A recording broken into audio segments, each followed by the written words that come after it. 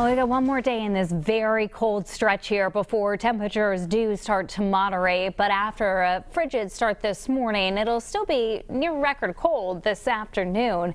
If you're out on the water, especially going to be feeling that chill. Let's start off by taking a look at the pick of the week winner. A beautiful view of a rainbow over the water. Pamela Allsworth sent this one in. This was our Monday pick. So congratulations.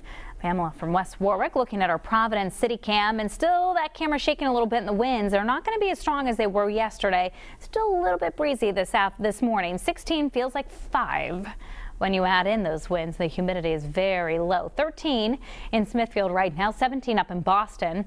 We are back up to about 15 in New Bedford, and these temperatures were sitting at 11 earlier this morning in Richmond and in Narragansett. You're back up to the lower mid-teens, but Chepachet, still cold there, 8 degrees, wind chills, single digits in most locations, including that 6-degree feel-like temperature in Newport. Well, our wind chills will be in the 20s today.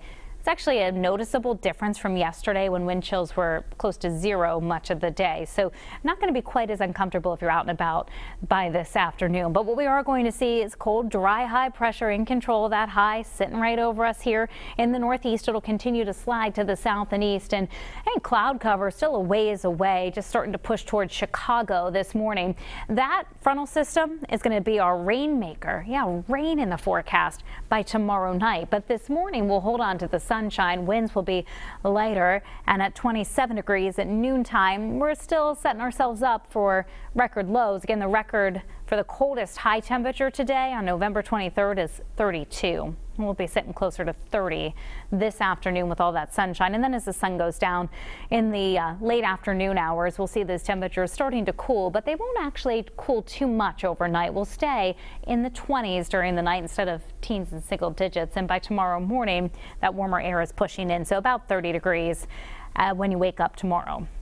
High pressure by tomorrow morning will be starting to move away, and that'll allow this frontal system to move in. Now, we're dry during the daylight hours of Saturday. It's not until after, say, 9 o'clock at night that the leading edge of rain moves in, but then it's a soaking rain. We could get an inch of rain with the first system coming in, another inch of rain with the system right on its heels. So this guy back here. So the first one is rain for most of New England.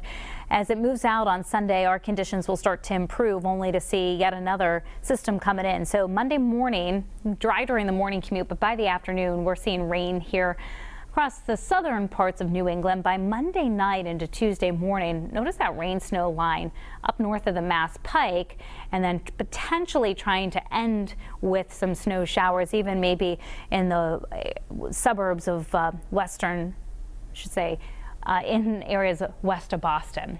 All right, that's what I'm trying to get out. We're still looking at rainfall here Tuesday morning across Rhode Island, Fall River, and New Bedford. So rain for us, 1 to 2 inches expected with those two systems, and it may be enough to cause some minor river or stream flooding, so something to watch early next week.